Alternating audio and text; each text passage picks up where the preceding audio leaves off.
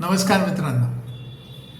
24 जून 2026 हा दिवस भारताच्या सोन्याच्या एकूणच उत्पादन आणि व्यवसायातला एक सुवर्ण दिवस ठरणार आहे. याचं कारण या दिवशी भारतामध्ये आंध्र प्रदेशातल्या कुर्नूल जिल्ह्यामधल्या तुग्गली परिसरात एक सुवर्ण उत्खनन खाण व्यावसायिक उत्पादनासाठी कार्यान्वित झाली.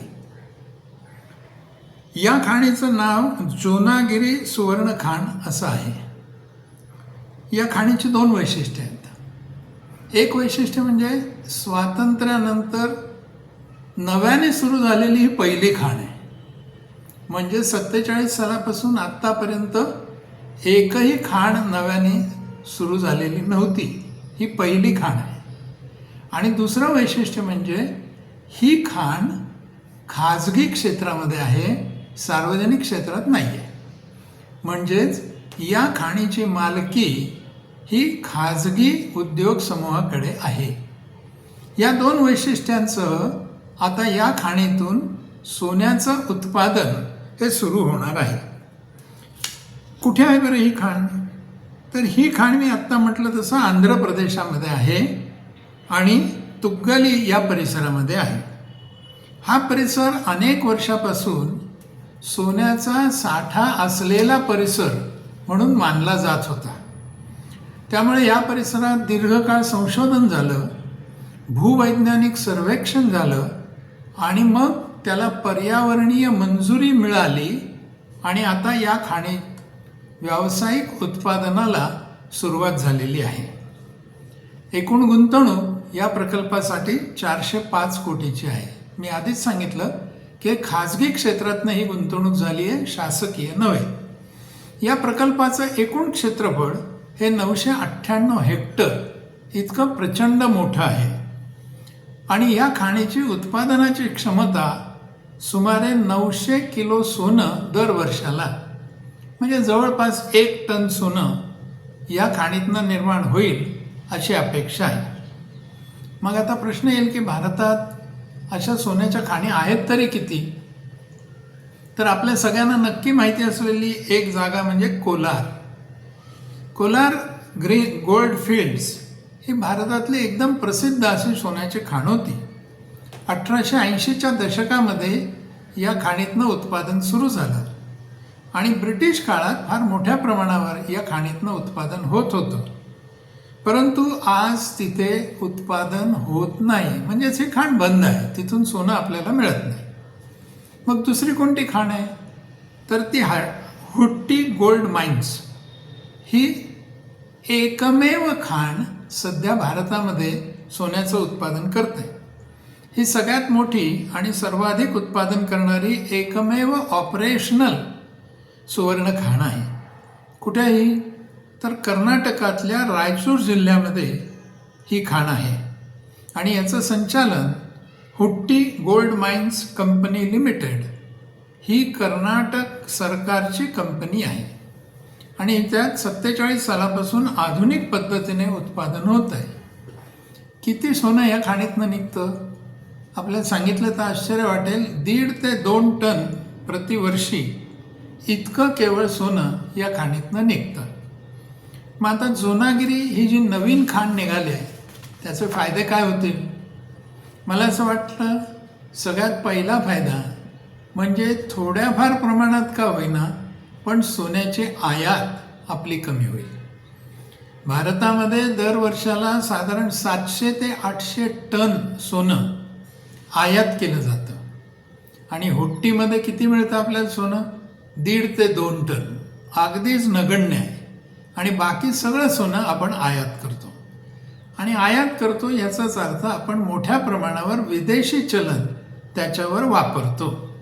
आता ही जोनागिरी खाण सुरू झाल्याने काही प्रमाणात आयात कमी होऊन विदेशी चलन वाचेल. हा पहिला फायदा आहे. दुसरा फायदा काय आहे? तर जोनागिरीमध्ये खाजगी क्षेत्राला सुवर्ण उत्खननाची परमिशन मिळालेली आहे.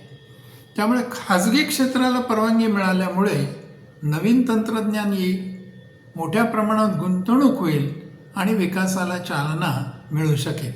आपल्याला माहिती आहे की खाजगी क्षेत्राला एकदा परवानगी मिळाली की मग ते कसं प्रॉफिटेबल प्रकल्प होईल याकडे लक्ष दिलं जातं. तिसरा मोठा फायदा होईल तो म्हणजे स्थानिक उद्योगाला चालना मिळेल. या खाण प्रकल्पामध्ये रोजगाराची निर्मिती होईल. खाण प्रकल्पासाठी पायाभूत सुविधांचा विकास होईल. सरकारला यातनं उत्पन्न मिळेल. आंध्र प्रदेश सरकारला रॉयल्टी मिळेल, जमिनीची कर मिळेल आणि यापासून मिळणारा महसूल हा एक मोठा स्रोत या सरकारला राहील. शिवाय एक मोठा प्रकल्प तिथे आल्यामुळे स्थानिक उद्योग आणि स्थानिक सेवा क्षेत्र यांना पण चालना मिळेल. हा एक मोठा फायदा होईल. आणि एक फायदा म्हणजे खाण संशोधनाला प्रोत्साहन मिळेल.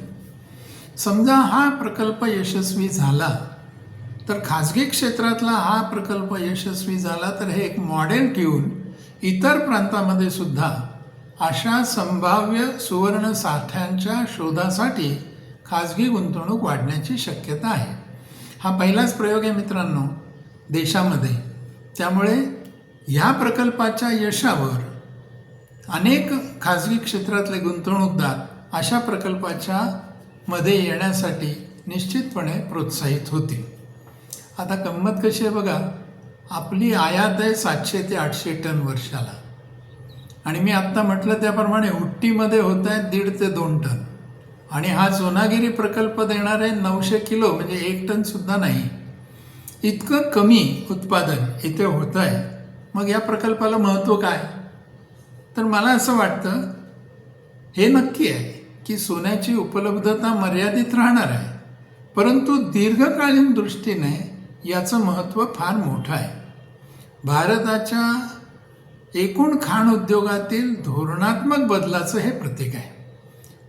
शासकीय किंवा सार्वजनिक क्षेत्रातून खाजगी क्षेत्रामध्ये असा सहभाग करायला परवानगी देणं, त्यामुळे नवीन गुंतवणूक येईल, नवीन तंत्रज्ञान येईल आणि देशांतर्गत खनिज उत्पादन वाढवण्याच्या दृष्टीने हा प्रकल्प अत्यंत महत्त्वाचा राहणार आहे.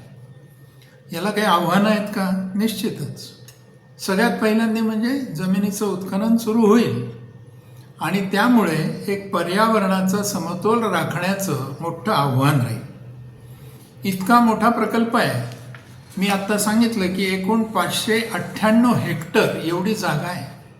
त्यामुळे एवढ्या जागेवरच्या ग्रामस्थांचं पुनर्वसन करणं आणि त्यांच्या हितसंबंधांचं संरक्षण करणं हे सुद्धा एक मोठं आव्हान राहणार आहे. तिसरं आव्हान राहणार आहे ते म्हणजे उत्पादनाचा खर्च मर्यादित ठेवण्याचं. एकतर नव्याने हे उत्पादन होणार आहे, त्यामुळे फारच व्यवस्थितपणे व्यवस्थापन करून तो उत्पादन खर्च मर्यादित ठेवावा लागणार आहे. खाजगी क्षेत्रासाठी आणखीन एक मोठी जोखीम म्हणजे काय, तर सोन्याचे भाव आंतरराष्ट्रीय स्तरावर फार कमी जास्ती होत असतात. किमतीत चढ उतार खूप असतात. त्यामुळे त्यालाही तोंड द्यावं लागणार आहे. आणि मुख्य म्हणजे आर्थिक व्यवहार्यता टिकवून ठेवण्याचं एक मोठं आव्हान या खाजगी क्षेत्रापुढे राहणार आहे. खरं म्हणजे सोनागिरी प्रकल्प हा सुवर्ण खनन क्षेत्रातील एका नव्या पर्वाची सुरुवात ठरू शकते. भविष्यात अशा अनेक प्रकल्पांची यशस्वी अंमलबजावणी जर झाली तर भारताची आयातीवरील जी काही अवलंबित्व आहे ते कमी होईल आणि देशाच्या आर्थिक आणि धोरणात्मक क्षमता अधिक मजबूत होतील. एकीकडे आपल्याला विदेशी चलनाचा वापर कमी करावा लागेल, कारण देशातली सोन्याची मागणी काही कमी होण्याची शक्यता दिसत नाही आणि ही मागणी भागवण्यासाठी आयातच आहे आणि आयातीसाठी विदेशी चलनाचा वापर आहे. हे थांबवण्यासाठी, हे कमी करण्यासाठी खाण आणि आपल्या देशात उत्पादन हे महत्त्वाचं आहे. ते केवळ शासकीय किंवा सार्वजनिक क्षेत्रावर अवलंबून न राहता खाजगी क्षेत्राला खुलं केलं, हा धोरणात्मक बदल, त्याचं स्वागत आपण करायला पाहिजे. आणि असेच प्रकल्प आणखीन भारतामध्ये आले तर देशाच्या एकूणच अर्थव्यवस्थेला त्याचा हातभार लागणार आहे. थांबूया आज इतकंच.